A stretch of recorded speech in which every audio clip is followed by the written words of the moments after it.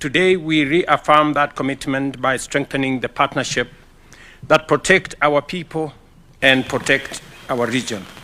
Kenya and WHO have stood together through outbreaks, pandemics, recoveries, and rebuilding, forging a partnership defined not just by projects, but by shared capabilities in early warning systems, national surge teams, strategic reserves, and digital systems that turn data into life-saving action. Because of this collaboration, fewer lives are lost, recoveries are faster, and confidence across the continent continues to grow. The advanced life support ambulances will be handed over to all our 7 national referral facilities and the National Emergency Response Center of the Ministry of Health. In addition, the counties of Elgeyo Marakwet, Marsabit, Siaya, Samburu, and Tana River will benefit from similar vehicles that will support reproductive and maternal health services. This support goes to the heart of our universal health coverage agenda, advancing safe pregnancies, healthy mothers, thriving newborns, and responsive systems. The new resources will strengthen emergency referral care, improve oxygen capacity, reduce maternal and newborn deaths in high-burden counties, and sharpen our readiness for cholera, mpox, and other public health threats. Their true value will not be measured not in numbers, but in mothers saved, babies supported, and communities strengthened. Yet maternal and newborn mortalities in Kenya remains unacceptably high. No woman should die while giving birth, and no baby should be lost to preventable causes. The Ministry of Health is under firm and strict instructions to deliver rapid, measurable reductions through real-time reporting of every case, timely clinical audits, and immediate corrective action at facilities and at county levels. I have agreed with the Ministry of Health team that, as I have said, the maternal and child mortality is unacceptably high. We cannot be losing upwards of 300 in 1,000, in 100,000, while the benchmark is 70. I mean, it is completely unacceptable. And going forward, we have agreed with the DHA is going to provide data, and every facility in Kenya, public or private, every facility must provide data on mothers and children who die in their facilities. I know that there are facilities that continue to hide data on mothers who die or children who die in hospitals. We must get the data right, because we must get our act together and reduce the death of mothers and children, especially at birth. I have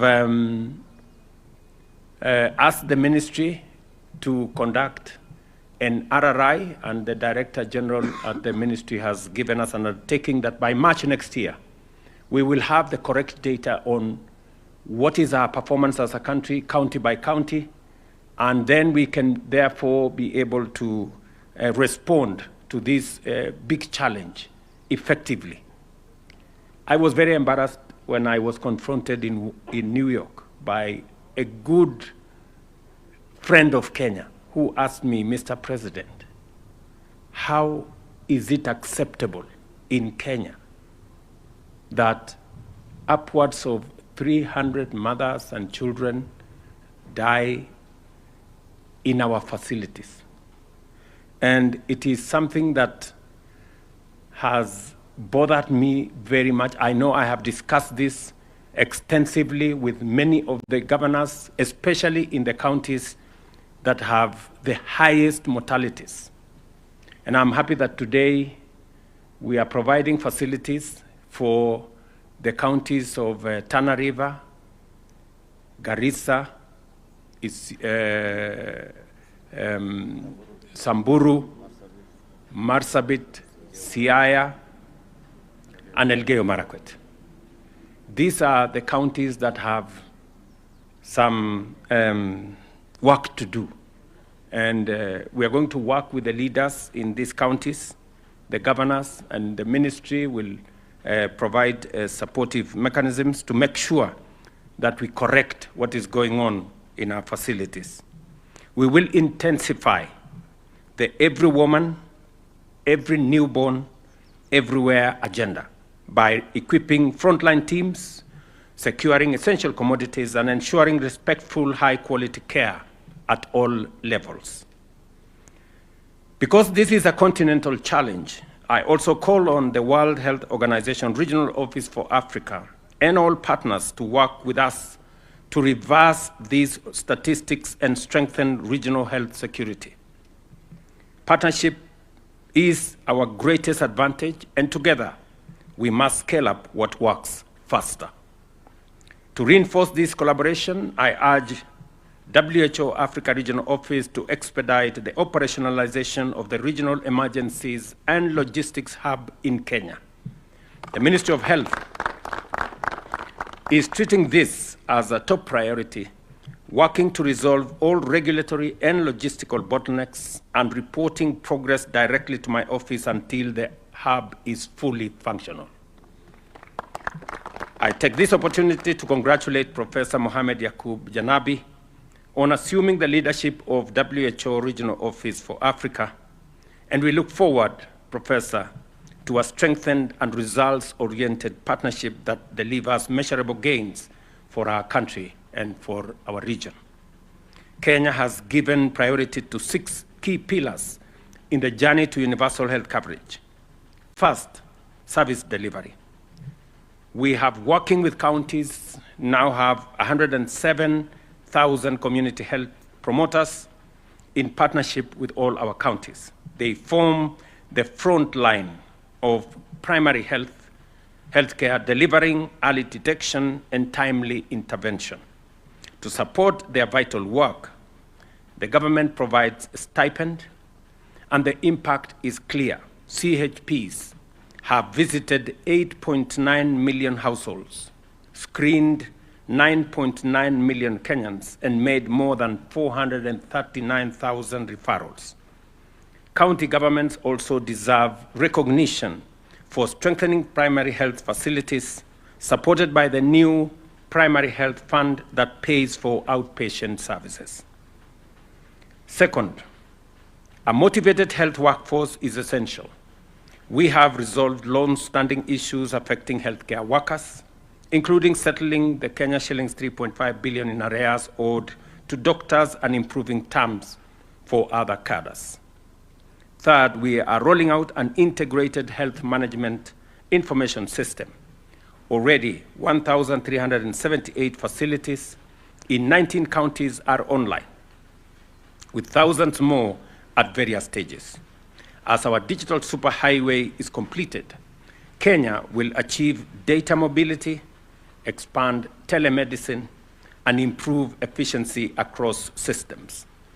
Fourth, Social Health Authority is now the engine of universal health coverage. More than 27 million Kenyans have registered with daily enrollment exceeding 30,000. SHA brings together the Primary Health Care Fund, Emergency Chronic and Critical Illness Fund, and the Contributory Social Health Insurance Fund, including what we have brought together under the health ecosystem, including one piece of legislation that we are still waiting for passage in Parliament.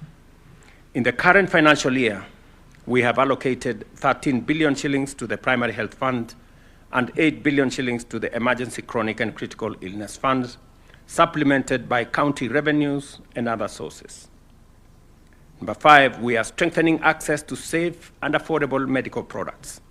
The Kenya Medical Supply Authority has been repositioned as the National Procurement, Warehousing, and Distribution Agency. We have allocated 1.5 billion shillings to capitalize KEMSA and established a Kenya shillings 10 billion line of credit, targeting a 90% order fill rate and reliable availability of essential medicines and commodities nationwide by the end of this year. I have said this before, the biggest challenge we've always had in our facilities, the biggest complaint from citizens is hakuna dawa. And we need to treat this hakuna dawa thing. And we have agreed, and I want to commend county governments that we have agreed that now commodities, when they leave the warehouses from KEMSA, they do not go to county stores. They go straight to facilities, either health centers or dispensaries or level 4 facilities, so that we cut down on time between when commodities are ordered and when they are delivered. We have also agreed that every facility will have an F5 or Facility Improvement Fund that will also respond to situations and requirements in every facility in good time. We have also agreed that to be able to make sure that there is regular replenishment and there are no issues of debts being accrued, there is a mechanism for how payments for medicines will be netted off with the SHA payments. Again, this will support our delivery of health.